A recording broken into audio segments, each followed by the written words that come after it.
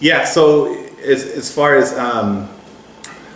the economic, the MRED, it depends. I mean, I haven't seen quantifiable results necessarily from them, and I'd like to see that, whether or not we have a pandemic that has caused our economy to crash. Okay. So that is first and foremost with any government expense. This is public money. It's not my money. It's not yours. It's public money. So you always want to see, especially if it is something that's quantifiable. If it's something that needs to be done in-house, that's one thing. I hear a lot of people that are trying to start businesses that have issues, they say it's difficult to get licensing going through the city and all that stuff. And I'd like to see some more of a partnership or even an advocate at City Hall to help these people get these businesses started. For example, there was a neighbor of mine that tried to start a coffee shop several years ago. This is before MRED. And they had nothing but problems, spent $75,000 on studies and architects and everything else to develop this little piece of land, to finally be told, go back to council and you need this, you need this, you need this, and it's just after $75,000, the land wasn't even worth that, and it still isn't. So we need someone that, if you had someone there that would actually take the hand and act as an advocate instead of making them feel like the city is an obstacle. And it's not the employee's fault. It's just that there's a structure that you have to go through. Okay.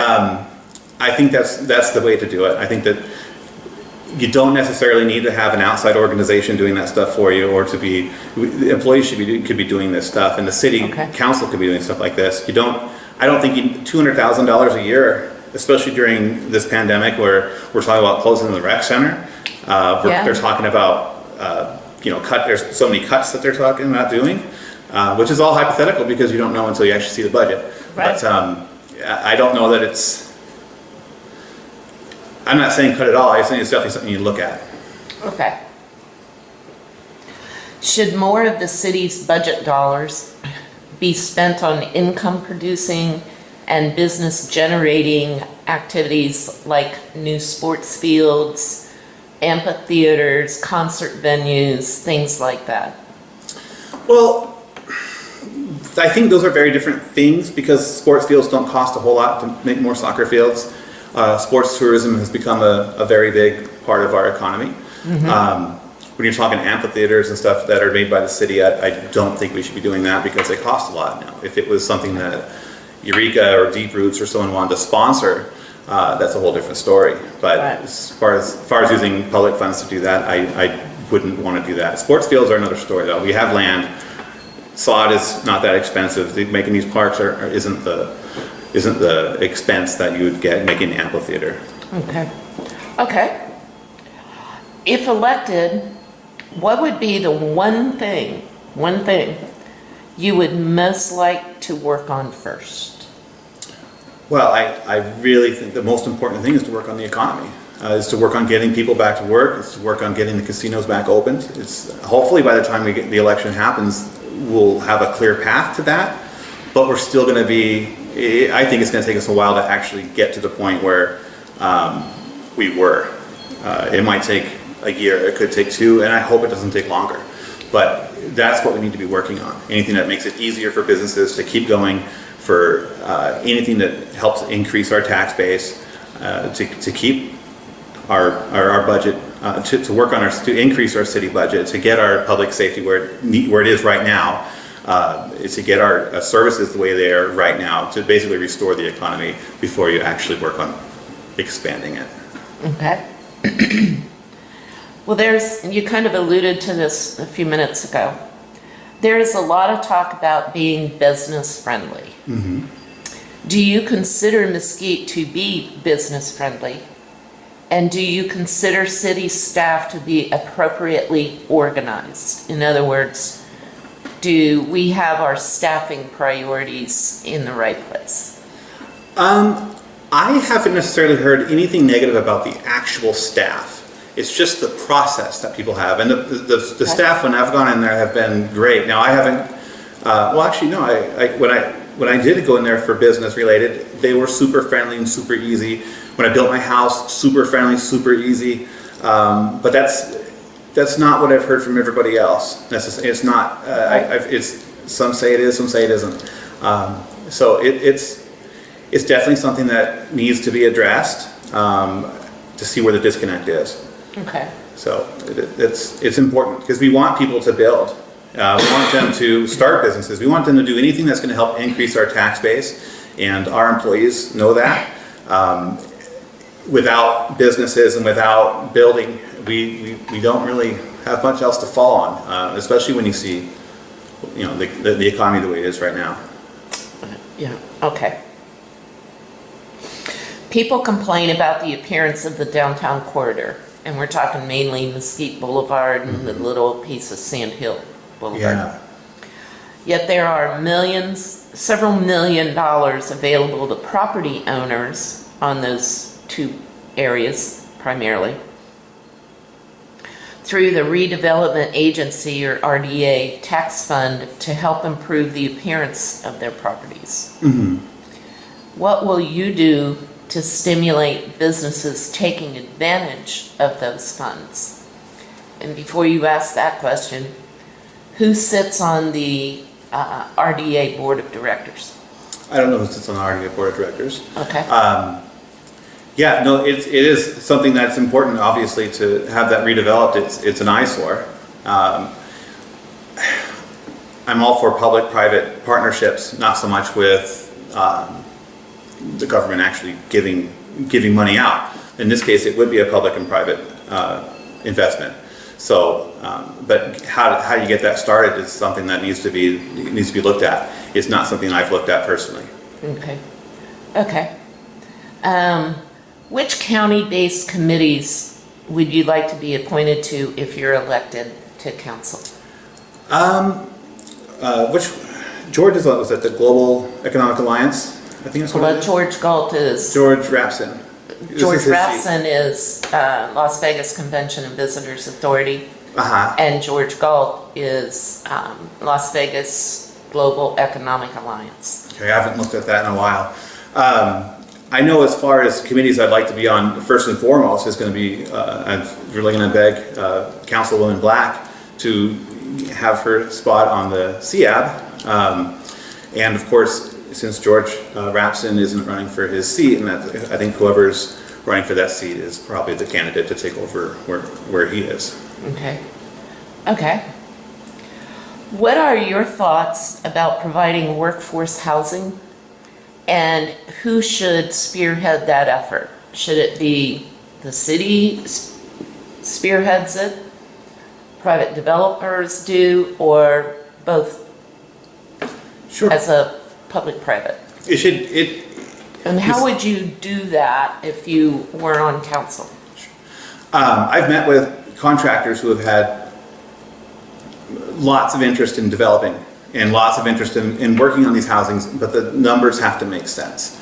You can't give them this piece of property in the middle of nowhere and tell them they have to put all the infrastructure in at their own cost and then tell them exactly what they have to build.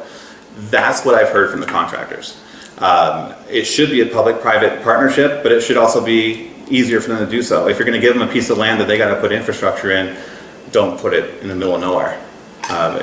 Workforce housing before the crash was a big issue. Right now, it's hard to tell how things are going to shake out. If you have social distancing that makes the casinos at half capacity, you're going to have a lot of extra employees and extra workforce here.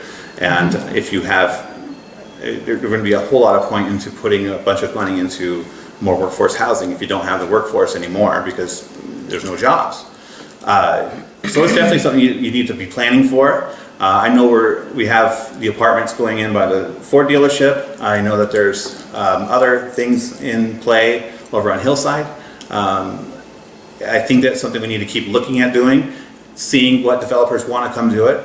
In this economy, it's going to be very difficult to get developers to want to do it because they don't know anything more than we do. We don't have a crystal ball. We don't know what the future's going to hold for this city. So it might be something that's a little bit delayed, hopefully, and that's all it is. Okay. Okay. All right. Why should I vote for you? Well, I have a lot of experience in small business. I've at 25 years old, I was approached by my boss who was starting a spin-off company to take over the company that I was working for. So I became the general manager of that company while the owner started an internet radio company. Okay. Yeah, basically pre-Spotify days, pre-Pandora days. Yeah. And it's not one of those two companies, unfortunately for him. Yeah. Anyway, so it's not that long after I was appointed to be the general manager over there, the .com economy just crashed. This was out in the Silicon Valley. We worked on equipment for the hard drive manufacturing, data storage. Stuff like that so at 25 years old I was going through this, and our sales stayed very similar to what they were before it.